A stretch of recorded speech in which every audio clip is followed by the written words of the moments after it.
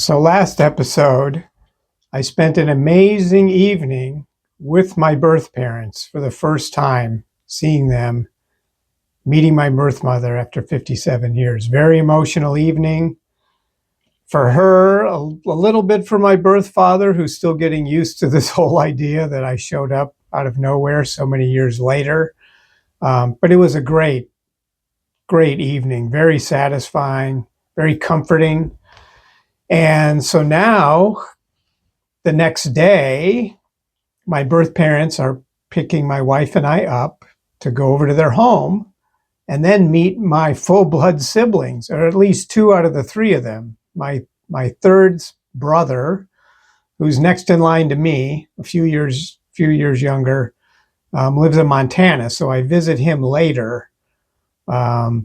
In the following year, I fly up there and get to spend some time with him. Pretty amazing time, and you'll see why in a minute. But my birth parents, they picked us up the next morning and we did a drive through the little town in Wisconsin. And then we made it out to their farm just outside of town. So 1800s, old farmhouse, old barn. And some of the things that go on inside this house are just unique. I guess they're unique to me because I never got to experience them as a kid. I didn't know what it was like to have blood relatives and people that would think alike, or you could read their thoughts, or you liked the same things innately. So that's been the real interesting thing. Kind of follows through with some of the nature versus nurture information I've come across over time as well. But to give you an example of what I mean, when I was a teenager, I remember arguing with my adoptive parents about a topic, and I don't even remember the topic, but it was pretty intense. And I remember being very frustrated in talking with them about this, or the back and forth, because I couldn't fathom how they couldn't understand where I was coming from if I was born from them. So, and as you know from, if you've watched some of the earlier episodes, they didn't tell me I was adopted, or I didn't find out till I was 33 years old. So I'm having these arguments in high school and wondering, how can they not understand where I'm coming from? And I think I even used the words like, how can you not get this if I'm coming from your loins? I think I even used the word loins. When's the last time you used the word loins? Anyway, and I remember a blank stare from my adoptive mom about that, because they knew at the time I was adopted and I didn't. So now here I am all these years later in my birth parents' home in Wisconsin, and we're getting a tour of the house. So, things through conversations are coming up more and more. So like my birth mother reads a lot of mystery books. There's books all over. There's the Jack Reacher series of books, and there's all these mystery books. So it's like, okay, well, that's kind of cool because I like the same books.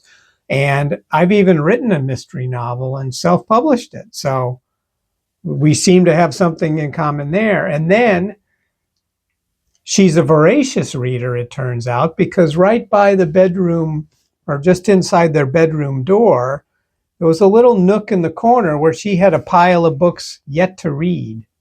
So, and they were piled on the floor next to this little shelving unit. And okay, that's fine. There's like a dozen books piled up here. And they came up to about my knee, and I'm looking down at the book that's on the top of the pile right now. And it's a book called Restless by William Boyd, who's an English author. He's written about a dozen novels, probably not very well known in the US of A, but good author, but more prevalent in Europe or in England.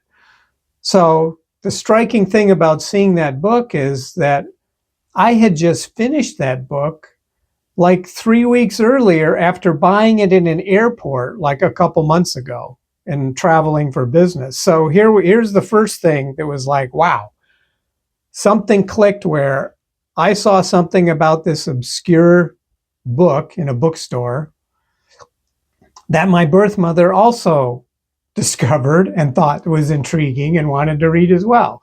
So it was just so cool to have a connection like that.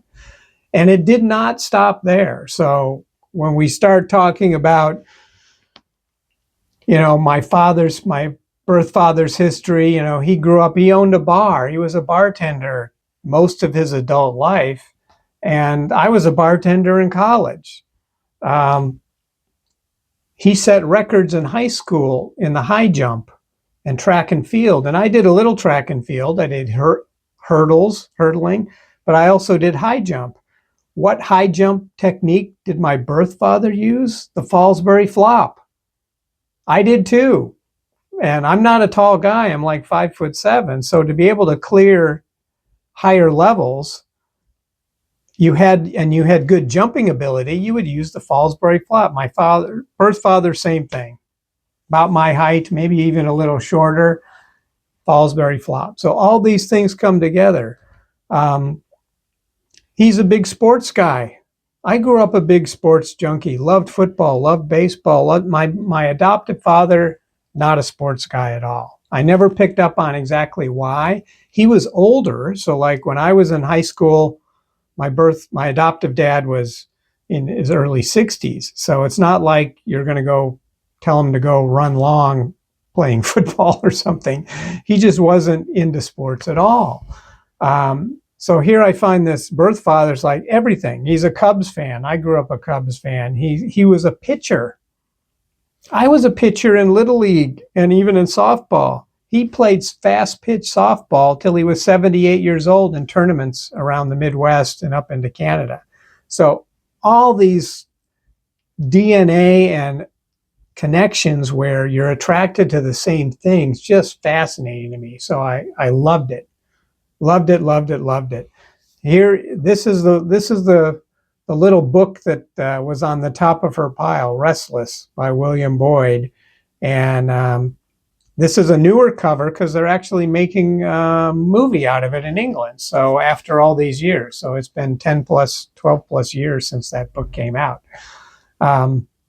So pretty amazing stuff with my birth parents, connections with them, things that I've liked in my life that kind of come from them. And it's just such a great experience. So from their house, they pile us back in the van and we drive over to my sister's home, which is just a few miles away, and get to meet my sister and my youngest brother.